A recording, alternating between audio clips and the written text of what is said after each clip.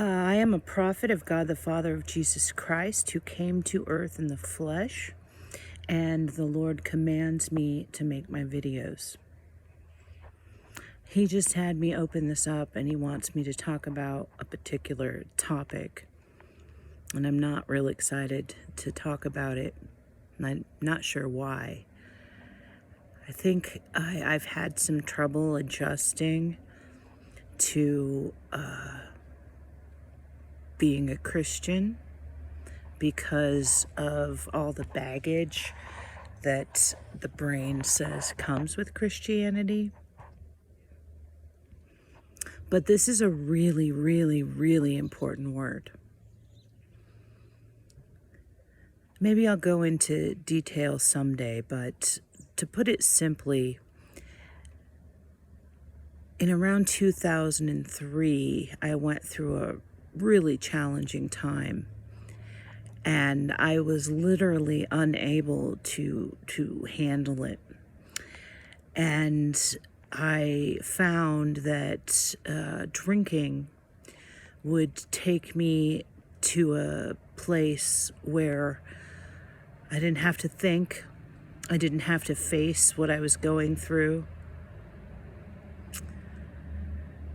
And it took a long time, but eventually I totally understood that the drinking was not in my control at all. I have journal after journal kind of trying to work through what was going on. Now, when things were really bad in my life, I understood why I was drinking. But then when things got better, mainly because I got divorced, I still was drinking. And I was very secretive about it. It was like a personal thing for me, that it was kind of like it was my world and it was my survival tactic. And it wasn't a social activity. It wasn't anything except an absolute compulsion to come home from work and escape through alcohol. And I was not a Christian at the time, although through this I developed a very close relationship with what I first called the universe, and then I understood that the universe with a capital U was actually God, the creator. And I didn't have guilt, like spiritual or religious guilt. I had guilt over the damage I was doing to myself. I fully recognized that I was losing chunks of my life, and I was secretive about it, so I felt like a fake. And no matter what I would do, I wasn't physically addicted ever. I never felt a physical need, and I knew that I did not have alcoholism of the physical kind, which doesn't matter for the purposes of this.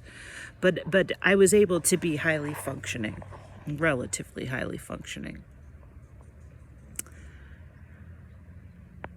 And eventually it just became this monster that literally was controlling my entire existence. I wasn't drinking in the morning, but I was hungover. I was desperately sad about what I was doing, and yet the minute I wouldn't know what to do with my emotions, I would go buy another bottle. And it was like everything in my mind was erased. Everything that I wanted to control. When I ran out, then it was just like I forgot who I was completely. And it seemed like the only thing on earth that was the right thing. So anyway, I became so desperate to get out of this. I really thought I was going to die eventually, and seriously shorten my life. And I wasn't ever, I've never been really excited about life. It's been I'm very sensitive, and it's been very difficult for me, existence. But I also understood that maybe life would be better if I was able to stop drinking. So maybe my dislike of existence had to do with the alcohol, because I'd been drinking for, I think it ended up being off and on for about 15 years. Very few people knew about it. I became desperate, so I started looking for anything to get me out of this hole that I just couldn't see past. And I did blame it on myself, because I knew it wasn't physical. So if it wasn't physical and my body wasn't craving it, why was I doing it? So anyway, life got a little strange, and I started, God started communicating with me. I didn't know it at the time, but he led me down a path that eventually led me to be able to visit him in heaven when he would allow it. And one day I came to heaven, and I was seeking an answer as to if God was mad at me for what I was doing. Dogs. I was seeking an answer, because I knew I wasn't bad. I knew I didn't do bad things when I was drinking. I knew I just wanted to escape. So I came to him one day. I knew I was meeting God. I didn't understand that he was going to take over my life and whatnot. But I knew I was entering heaven, and I was getting information from him. And as I went there to ask him, God, are you mad at me? Do you despise me for what I'm doing? Because I can't stop. As I asked him that, it was like he put out his arms and he said, no, my child, my heart breaks for you. I am not angry at all.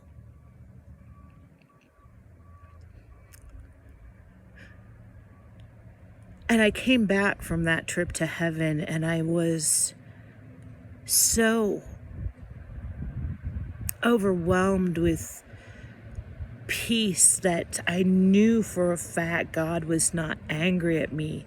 Rather than being angry, he was holding me up, keeping me safe, helping me through it. And I asked him, what about other people? He said, no, alcohol is a disease. It's a disease. Now that I've been made a prophet, and he talks to me, by disease, the word disease means not at ease. And I've discovered since he came to me 2 years ago that pretty much the whole point of life is that we are never too at ease. God wrote our story, and he gives us all challenges that cause us suffering. All marriages are written in heaven before they happen. He brings people together. He often knows it's not going to work out well. Dis-ease, cancer, arthritis, alcoholism, addiction, dis-ease. The more at dis-ease we are through our lifetime, the more work we have done for the Lord. It is the Lord, it is truly the Lord who chooses our diseases. Yes, there's a genetic component, but the switch that gets turned on is turned on by God. One thing that He's shown me since I've been, dang dogs, since I've been really studying the Bible and dealing with other Christians, is that Christians tend to get this belief that alcohol itself is evil and wicked. And yet when we look at the Bible, it just says avoid drunkenness. And that's not in the Ten Commandments. If you can be loving and whatnot while you're drinking, it's not a sin. And if He's assigned it to you and it's a disease and it's beyond your control, you're not responsible for that. So we see many of the characters, especially in the Old Testament, their stories are kind of pivoted on their drinking. We have Noah, we have Lot, we have several characters that were drunk. There's no judgment. He didn't, the only judgment comes from people proclaiming that drunkenness is bad, but there's no specific word while God is talking. Well, there might be, I'm not sure. I haven't studied all of this, but I know in many parts where someone in the Bible gets drunk, there's no judgment against them. It's judgment against other people or that take advantage of them or something along those lines. And then he also had me find in the New Testament that Paul encouraged people to drink more wine because they were having stomach problems. Now, one could say, oh, well, that was cultural. Christians today aren't supposed to drink. It's this grave sin. But God doesn't change. Alcohol is clearly a part of His creation. It's wine and drunkenness and different things are all over the Bible. God created everything on earth. Mankind didn't come up with the idea of alcohol on their own. So, also when I went to heaven and I asked Him about alcohol, He said that many people can feel His presence more when they drink. So they are actually compelled to drink because they go into a different brain state where they feel things that they can't feel without it. And that's one of the ways He keeps people hooked. Yes, God, if you are an alcoholic, that is part of your story. It has such an impact on your life and the lives of people around you that is one of your life struggles.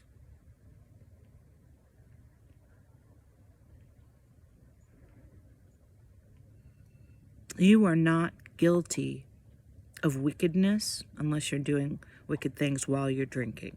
If you are doing wicked things while you're drinking, well, it's still not your fault, but man, try and find a way to stop the wickedness. You might not be able to stop the drinking, but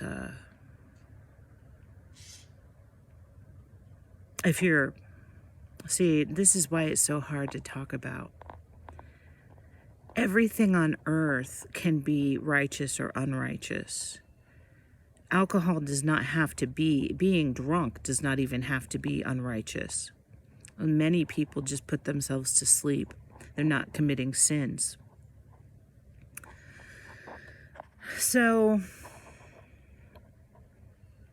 after He came to me 2 years ago and said, you're going to be a prophet and I have plans for you,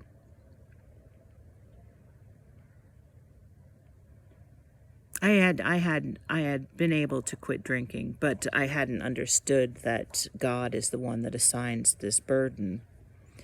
And when I quit drinking, I had never wanted to go to AA. I never felt like my problem was anyone else's business. I never felt like I'm an introvert. I'm not particularly social.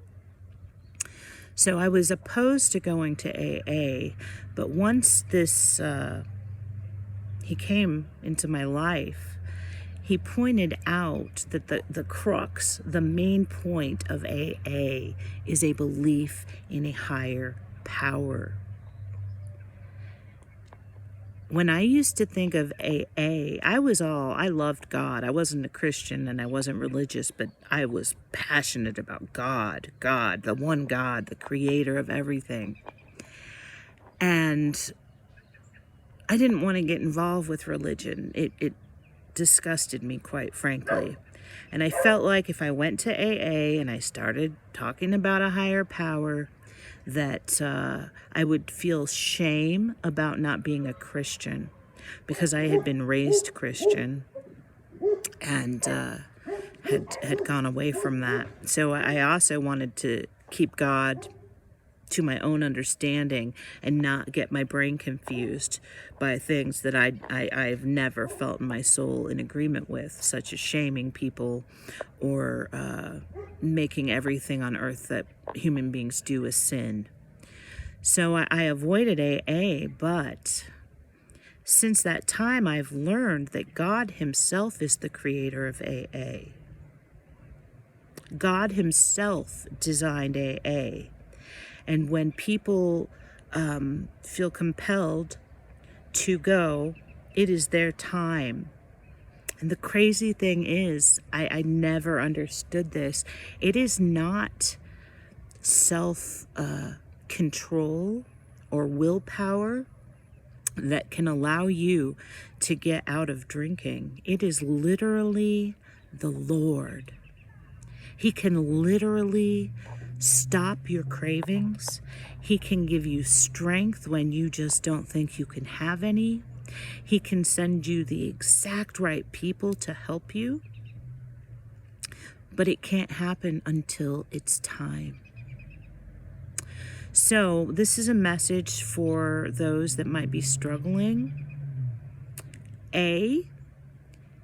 Please know that God is not angry at you, that you are not wasting your life. You are living the life that he wrote for you. Now, the way God writes our realities, we can take different tracks at different times. Some people he will not allow out of their addiction until they hit rock bottom. It's not going to happen. That's their burden. And then there are other people who have a little bit of leeway in deciding when they're going to stop. So you could move this forward. So if you're really struggling and you want it to be over, if you can either get to AA or start getting closer to God. I think one of the things about alcoholism, especially for those that are good and righteous, is that they feel distanced from God. They feel like what they're doing is taking them away from God. But if you can kind of cut that guilt and that shame away, you can get out of it a little bit faster. Whew.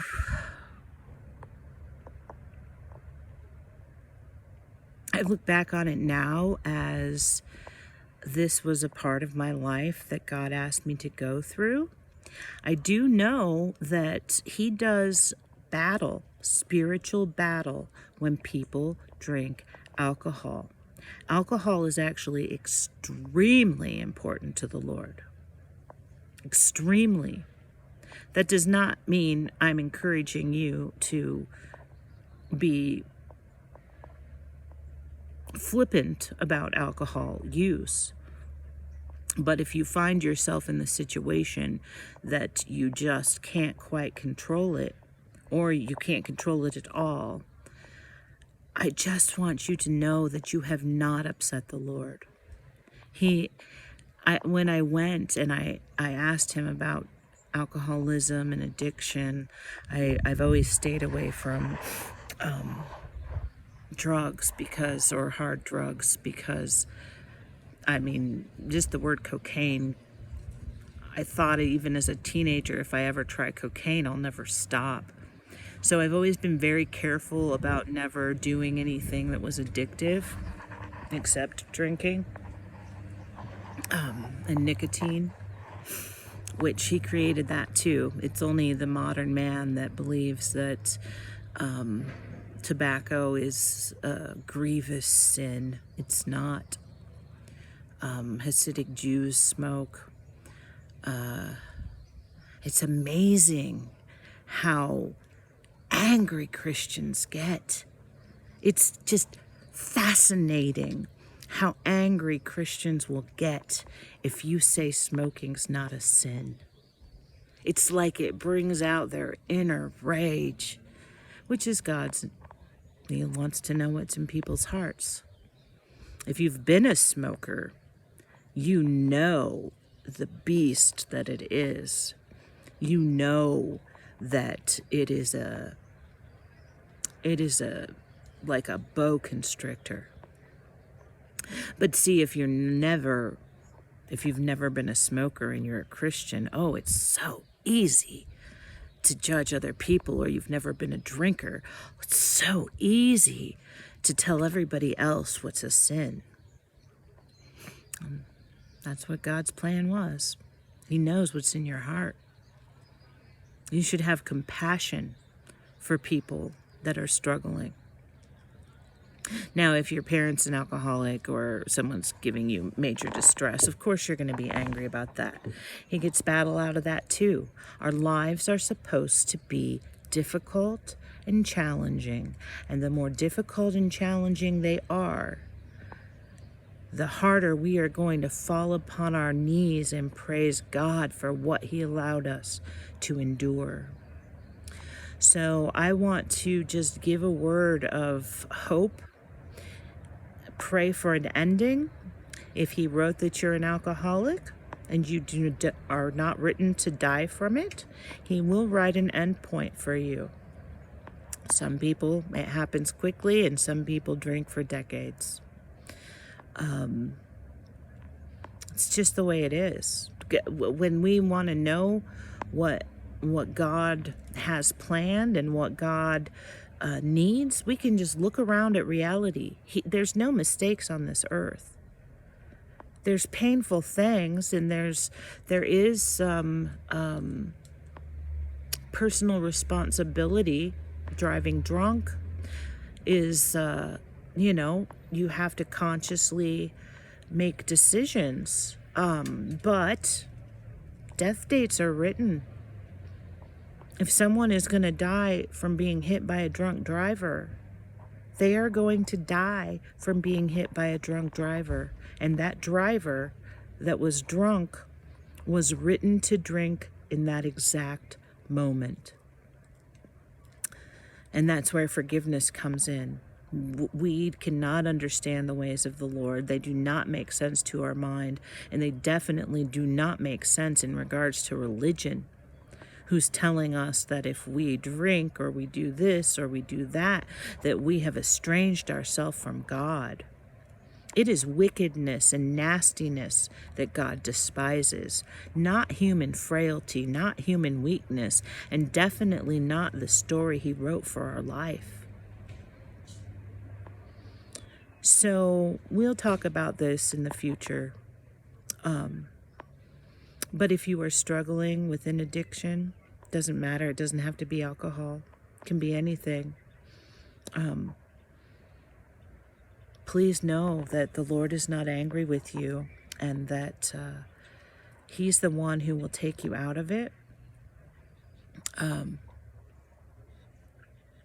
Like he's often showed me that if someone starts going to AA, they think it's AA that is changing their behavior, but it's actually the fact that it was time.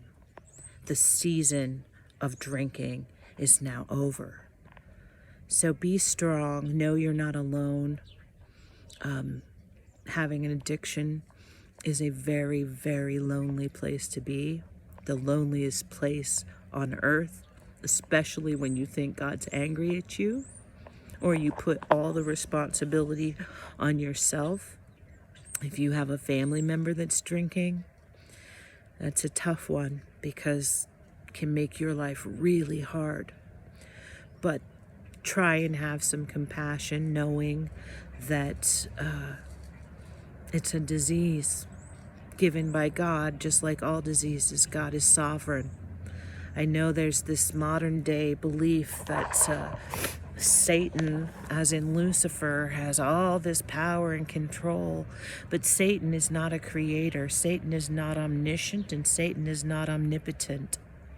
Satan can only do what the Lord allows. So please, please know that you're not alone, and that there will be an ending to it in most cases. Sometimes there won't be. There won't be. But if you really desire it and you want to get out of it, keep praying, keep seeking God in the ways that you find Him. Given the attitude of many Christian churches that might not, thinking, maybe I should become a Christian, it's probably not the first thought people are going to have, but Jesus is powerful. I had no idea that He was literally real. Jesus is realer than real, and Him and the Holy Spirit can do some amazing things. So please forgive yourself, forgive your family members, forgive God. I mean, when you know it's Him, it's kind of easy to get a little irritated. I don't know what I would have felt at the time if I would have known that it was God. I did know that it was a disease because I couldn't control it, and it runs in my family pretty severely. But please take heart. You will not be punished. Now, if you did really bad things like rape people and intentionally harm people and whatnot, you're gonna have to answer for that. But most people are literally just stuck in a struggle that is as frightening as can be. The Lord is with you. You have not been forgotten. He is not turning His back on you. If anything, if you're trying to get out of it, His face is turned towards you. But our shame has us putting our head down and not thinking we're worthy enough to call out to Him. And I don't know. Anyway, I wanted to get this word out. I guess He's saying someone needs to hear it. So God bless you all. Amen.